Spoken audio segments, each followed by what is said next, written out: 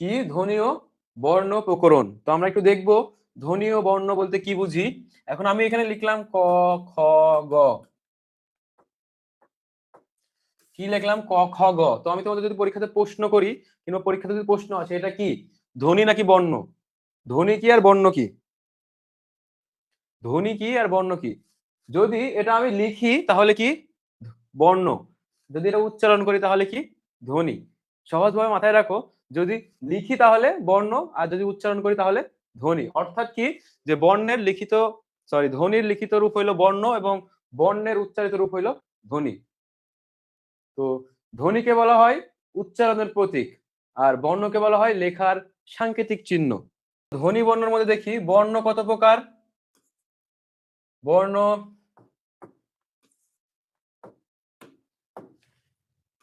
দুই প্রকার, স্বরবর্ণ, আরেকটা কি ব্যঞ্জন বর্ণ।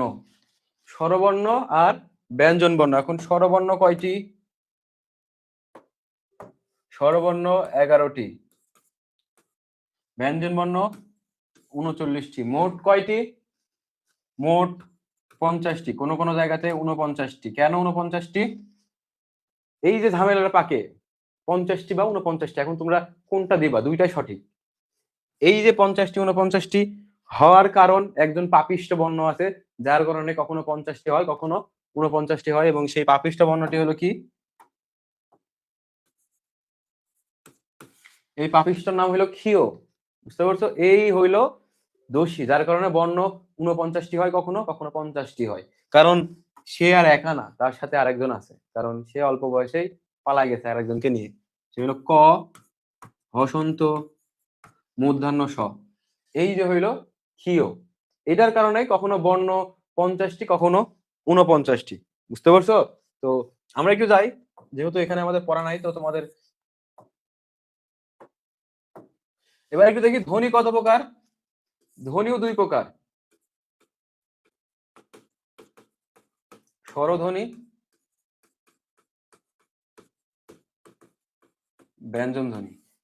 তো আমি কি বললাম? স্বরধ্বনি, ব্যঞ্জন ধ্বনি, স্বরবর্ণ, ব্যঞ্জন বর্ণ। এখন স্বরধ্বনিকে আমরা একটু দেখব। স্বরধ্বনিকে যদি ভাঙি,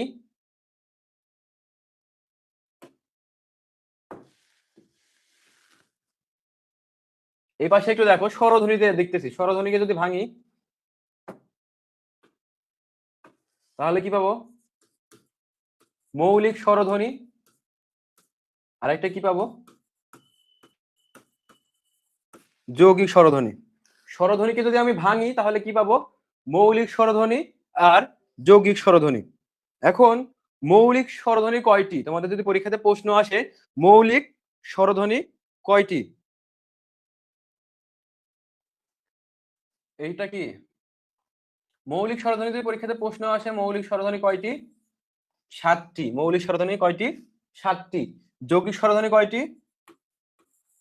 25টি। যৌগিক স্বরধ্বনি 25টি। এখন মৌলিক স্বরধ্বনিগুলো কি কি একটু দেখি। যে দেখবা যে পরিবারের মধ্যে যখন কোনো জায়গাতে বেড়াইতে যাইতে হয়, তখন দেখবা যে একজন থাকে, যদি দাদা নানা কিংবা দাদি বেঁচে থাকে তাহলে কি তারা সব জায়গাতে বেড়াতে যাবে সবার আগে।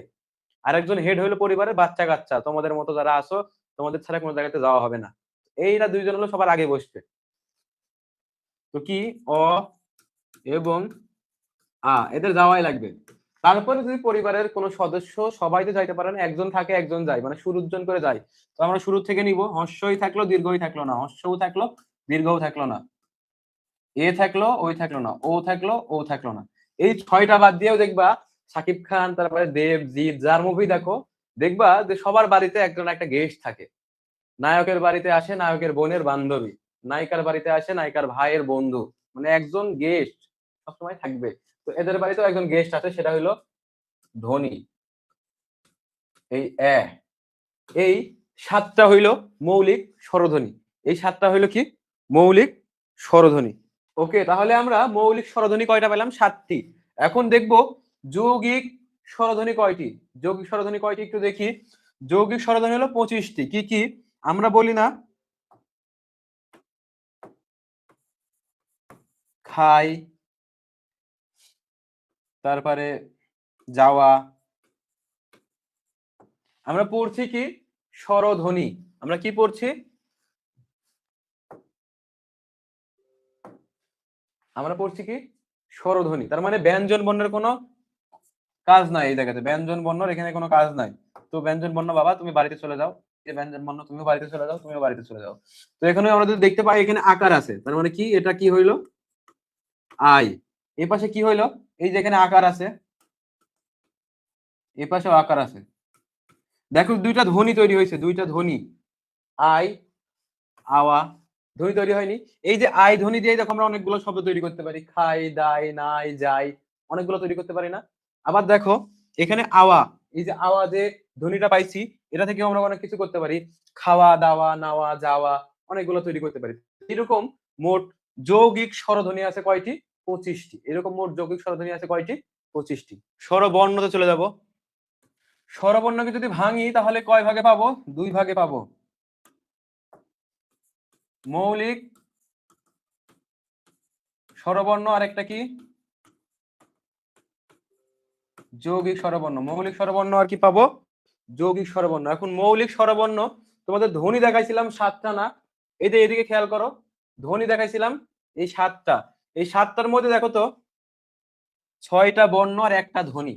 তো বর্ণর ক্ষেত্রে কি বাদ যাবে, ধ্বনিটা বাদ যাবে না। এ শুধুমাত্র ধ্বনি, এটা কি এ নামের কি কোনো বর্ণ দেখছো বর্ণমালার মধ্যে, নাই। তার মানে মৌলিক স্বরবর্ণ এ বাদ দিয়ে থাকলো কয়টি, 6টি। এই 6টি,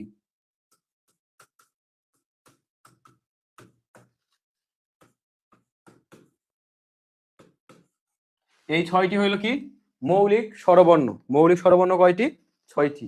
এ বাদ দিয়ে যে কয়টা থাকবে, এই 6টি হলো মৌলিক স্বরবর্ণ। তারপরে যদি একটু দেখি যৌগিক স্বরবর্ণ কয়টি, যৌগিক মানে এদেরকে ভাঙা যায়, বর্ণ কিন্তু এদের ভাঙা যায়, তাও আবার স্বরবর্ণ। দেখবো সব থেকে অদ্ভুত বর্ণ, হাত এরকম বাঁকা করে আছে সাপের মতো, ওই যে হইলো ওই, আর একটা হইলো ও। এদেরকে আবার ভাঙা যায়, ভাঙলে কি পাওয়া যায়, অ প্লাস হর্ষই, এটাকে ভাঙলে পাওয়া যায় অ প্লাস হর্ষৌ। তাহলে যৌগিক স্বরবর্ণ কয়টি, 2টি। মৌলিক স্বরবর্ণ 6টি। এই হইলো ধ্বনি বর্ণের মৌলিক যৌগিকের যে কারখানা। এইটা এতটুকু কি তোমরা বুঝতে পারছো?